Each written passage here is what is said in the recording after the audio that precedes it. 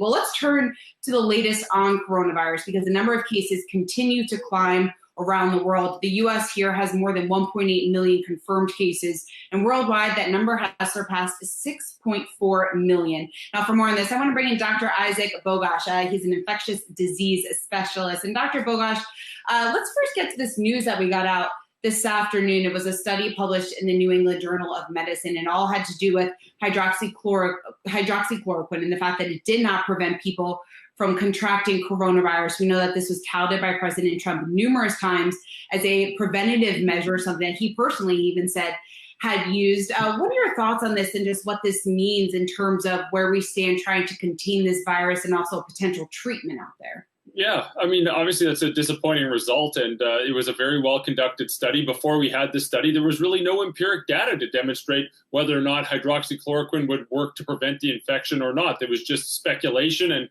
a few, what we would say, observational studies that just don't provide the same high-quality data. But now there's excellent data. It's a well-run study. It's a well-designed study, and it shows that when we give this drug, it doesn't prevent it in those who are exposed. It's disappointing. And, we still, 6 months in, don't really have a huge toolkit full of tools that will help us treat or prevent this infection. We have remdesivir, which may shorten one's hospital stay if they're really sick.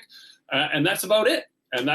So lots of research going on, lots of promising drugs that we'll hear about in the weeks or perhaps few months ahead. But for now, we don't really have much. Dr. Anjali here. I'm curious about this study as well as, against the backdrop of others. We've seen sort of the confusion and concern over the other hydroxychloroquine studies in major publications like The Lancet and the New England Journal. How does that affect your ability to really trust the data going forward? Okay, yeah, I mean, you raise an incredible point. And there have been issues to date with some high-profile studies that have questionable data that goes into them. And certainly some of those studies are under investigation. And this is really troubling because it erodes the public trust in science and medicine and perhaps in the advice from public health officials.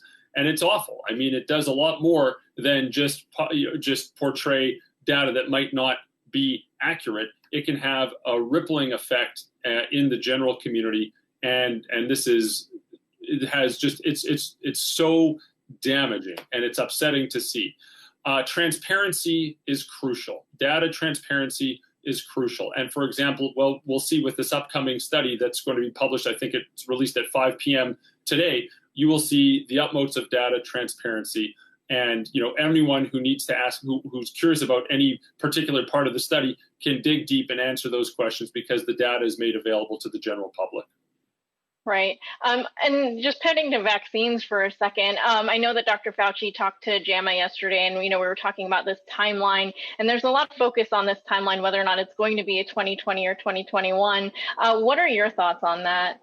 Oh, man, who knows? I mean, right, there's 130 vaccines that are under investigation, 10 of which are in human trials now. One of those 10 is in more advanced clinical trials. We'll probably have results of that probably later this month.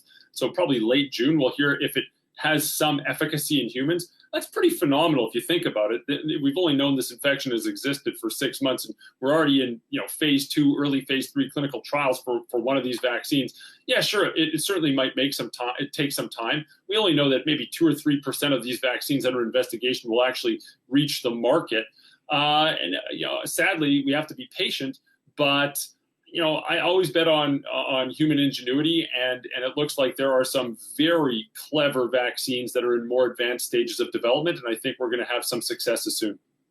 Doctor, what about the fact that when President Trump announced that the U.S. Is cutting ties with the WHO, can you speak to whether or not this at all complicates our efforts in order to find a vaccine?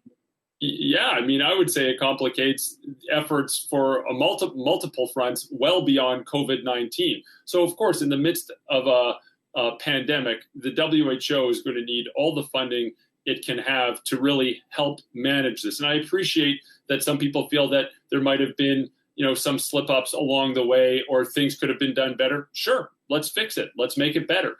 But to defund the quarterback for the global fight against this infection does not help anything. The other issue too is there are so many other programs beyond COVID-19 that really help low resource settings and low income and low middle income countries around the world. And this is really going to have a tremendous negative impact in many low income countries. These are things like food security, vaccine programs, health security. I mean, it's just, it's really going to be a challenge for these places. So it's a very disappointing move by the U.S. to defund the WHO. Hey, Dr. Bogosh, Rick Newman here. With most states now at some level of reopening, can you just tell ordinary people like us and like our audience, what is the best way to just move around? How comfortable should you be? Can you basically do anything as long as you're wearing a mask, for instance, or is that being too permissive? I think that's being too permissive. I mean, we know that we're in the midst of an epidemic. Certainly not every part of the United States is affected as badly as other parts of the United States, but they don't call them communicable diseases for nothing. They're communicable. So we can easily transmit this from person to person. So the best thing to do at this point in time is good hand hygiene, practice physical distancing. So in the US, they're saying stay 6 feet apart if you can. In Canada, we're in the metric system like the rest of the world. So we're 2 meters apart.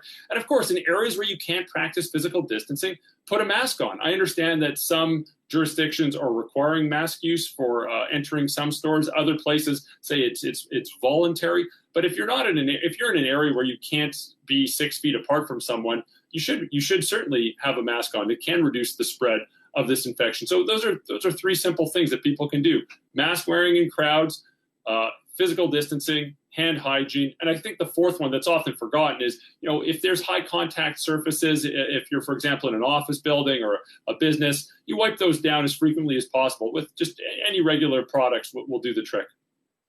All right, Dr. Isaac Bogosh, great to have you on the show. We hope to have you back soon. Thanks so much for taking the time. Have a good one. Thanks for having me.